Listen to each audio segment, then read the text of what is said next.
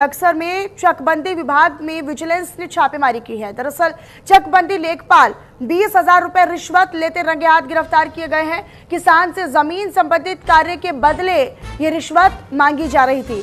शिकायत मिलते ही विजिलेंस की टीम ने छापेमारी कर दी है मौके पर और कार्रवाई के बाद चकबंदी विभाग में हड़कंप की स्थिति बच गई है। विजिलेंस का छापेमारी से भ्रष्ट अफसरों में हड़कंप मच गई है। तो ये बड़ी जानकारी आप तक हम साझा कर रहे हैं। ये जो विजिलेंस की टीम पहुंची है मौके पर छापेमारी करने के लिए, इससे अब जो भ्रष्ट अफसर है, जो रिश्वत खोरी करते हैं, उनमें हड़कंप मच गया है।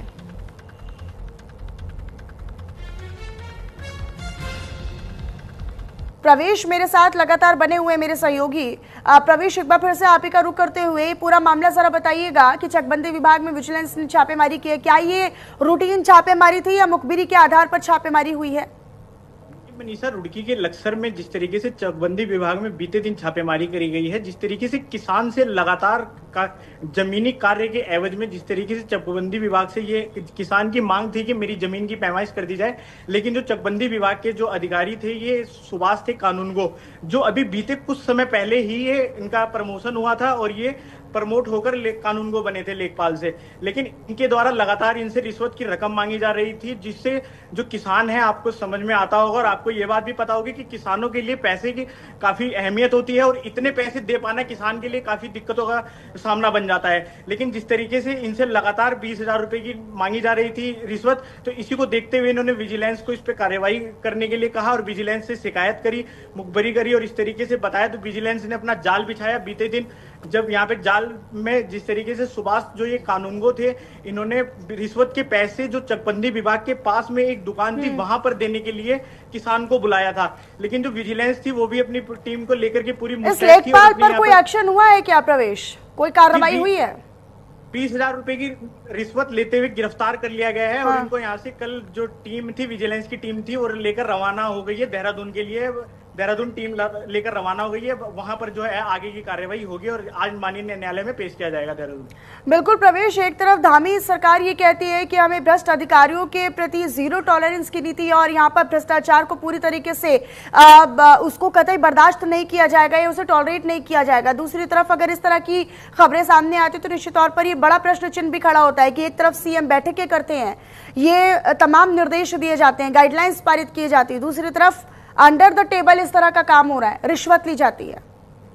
जी मनीषा, जीरो टॉलरेंस नीति के तहत जो मुख्यमंत्री पुष्कर सिंह धामी का जो ये अभियान था, ये साफ तौर से जमीनी स्तर पर भी नजर आ रहा है, क्योंकि लगातार ऐसा कहीं ना कहीं प्रदेश में मामला नजर आता है और विजिलेंस की कार्रवाई लगातार ऐसी देखने को मिलती है जिसपे कोई संबंधित की या तो तहसील में या चकबंदी विभाग में कहें या और भी अन्य सब विभाग जो है उनमें कहीं ना कहीं इस तरीके से जो मुख्यमंत्री पुष्कर सिंह धामी की जीरो टॉलरेंस नीति है उसके तहत कार्रवाई होती नजर आ रही है। हालांकि कार्रवाई होना ये एक सकारात्मक संदेश देने का प्रयास किया जाता है सरकार की ओर से। ठीक है, अपनी नजर आप इस पर बनाकर रखिएगा। प्रवेश, शुक्रिया आपका इस तमाम जानकारी के लिए।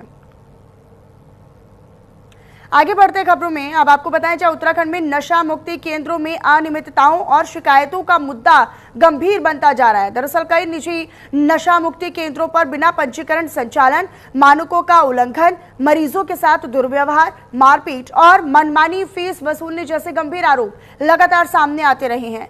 तो वहीं अब देहरादून में नशा मुक्ति केंद्रों के खिलाफ शिकायतें आई हैं, जहां पर मरीजों के साथ अमानवीय व्यवहार और अपर्याप्त सुविधाओं का जो मंजर है वो देखने को मिलता है। अब जहां पर नशा मुक्ति केंद्रों के लिए टीम गठित कर दी गई है, जिसमें 5 लोगों की टीम बनाई गई है, इसमें 5 सदस्य हैं।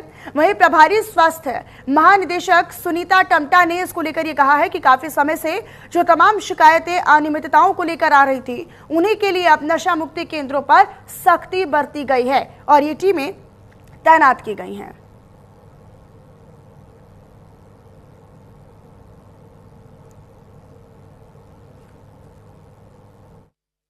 देखिए, ऐसा है, हमारे राज्य में राज्य स्तरीय मानसिक स्वास्थ्य प्राधिकरण का जो है वो हो चुका है, एस्टेब्लिशमेंट हुआ है और ये इसको हुए 3-4 साल हो चुके हैं और ये एक्टिव फेज़ में अब धीरे धीरे आ रहा है। और इसी के रिगार्डिंग हमारे सचिव साहब, जो कि इनके अध्यक्ष भी हैं हमारे, उन्होंने एक मीटिंग ली थी अभी 3-4 दिन पहले और कुछ दिशा निर्देश उनके द्वारा दिए गए थे जो कि राज्य में को पालन करना है राज्य में। तो उसमें जैसे कि हमारा आप देख ही रहे होंगे कि डी एडिक्शन सेंटर्स हमारे राज्य में बहुत सारे खुले हुए हैं। आपको पता होगा सबसे ज़्यादा देहरादून में ही हमारे हैं, मोर देन 80 के अराउंड खुले हुए हैं। हरिद्वार से अगली खबर है, जहां पर कावड़ मेले में सकुशल संपन्न होने पर एक तरफ जहां पर आम आदमी भी हरिद्वार प्रशासन और पुलिस बल की सराहना कर रहा है, तो वहीं दूसरी ओर हरिद्वार के संत समाज भी एक स्वर में प्रशासन की कार्यप्रणाली की सराहना करते नजर आ रहे हैं। और इसी के चलते पंचायती अखाड़ा निरंजनी के मनसा देवी चरण पादुका मंदिर परिसर में आयोजित हुए सम्मान समारोह में जिलाधिकारी मयूर दीक्षित और वरिष्ठ पुलिस अधीक्षक प्रमेंद्र सिंह डोभाल को सम्मानित भी किया गया। साथ ही साथ इसमें महंत रविंद्रपुरी ने पुलिस और प्रशासनिक अधिकारियों को स्मृति चिन्ह और प्रशस्ति पत्र देकर उन्हें सम्मानित किया, उनके कार्य को सर्वश्रेष्ठ भी बताया।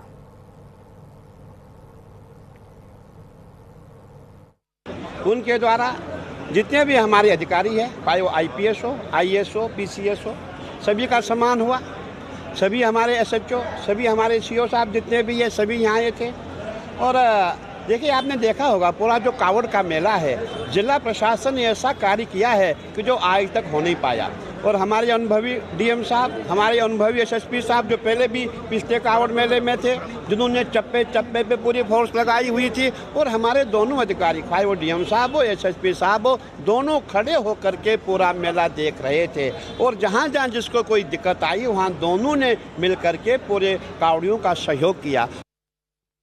पुरी जी द्वारा समस्त अधिकारीगण, पुलिस फोर्स अधिकारियों का सम्मान किया गया। और ये बहुत ही गौरव का क्षण है कि आप जब कोई कार्य करते हैं, किसी प्रयोजन से करते हैं, तो उसके बाद स्वयं संत समाज के द्वारा जब सम्मानित किया जाता है, तो इस धर्म नगरी में माँ गंगा की सेवा करते हुए ये एक अलग से एक मोटिवेशन भी रहता है और आगे और अच्छे से हम कार्य करेंगे, इसके लिए इससे प्रेरणा भी मिलती है।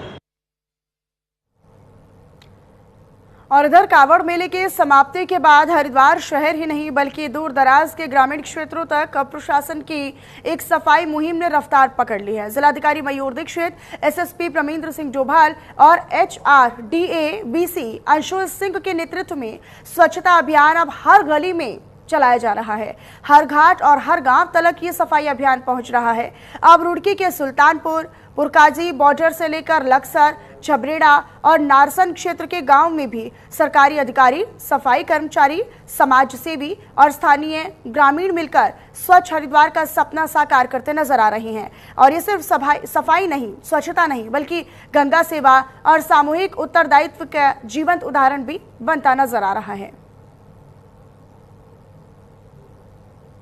माननीय मुख्यमंत्री जी की प्रेरणा से ही ये अभियान शुरू हुआ है। माननीय मुख्यमंत्री जी द्वारा लगातार इस संबंध में हमको गाइडेंस दी गई कि भाई एक अभियान होना चाहिए जिसमें समस्त लोगों की भागीदारी के साथ प्रशासन के द्वारा एक गंगा जी के तट की सफाई की जानी चाहिए। उसके संबंध में आज समस्त विभागों के द्वारा लोगों के सहयोग से, हमारे जितने भी संगठन हैं उनके सहयोग से एक महाअभियान आज चालू किया गया है, जिसमें गंगा जी और इससे लगते हुए घाटों की सफाई की जा रही है। और क्योंकि ये एक सतत प्रक्रिया है। कावड़ मेला संपन्न होने के बाद जगह जगह से हमने सफाई अभियान शुरू 23 की शाम को इससे ही कर दिया था। और उसमें हमने पूरे एरिया को 12 से 13 जोन्स में डिवाइड किया है, जिसमें एक सीनियर ऑफिसर के नेतृत्व में कल हमने एक बैठक भी करी थी, जिसमें कई स्वयंसेवी संस्थाओं के द्वारा, NGOs के द्वारा, संगठनों के द्वारा आगे बढ़ चढ़कर उन्होंने ये देखिए, इसमें हमारा पूरा जिला प्रशासन इन्वॉल्व है। जो माँ गंगा मैया से आशीर्वाद मिला है हरिद्वार की जनता को, हरिद्वार के प्रशासन को, कि यहाँ हम लोग काम कर रहे हैं, यहाँ हम लोग रह रहे हैं, तो ये हमारी सामूहिक जिम्मेदारी बनती है कि हम इसे मिलकर साफ रखें। और मैं आशा करता हूँ इस अभियान के थ्रू हम जितनी सफाई कर पाएंगे उससे हम लोगों को जागरूक भी कर पाएंगे। और चलिए फिलहाल इन्हीं तमाम बड़ी और अहम खबरों के साथ इस बुलेटिन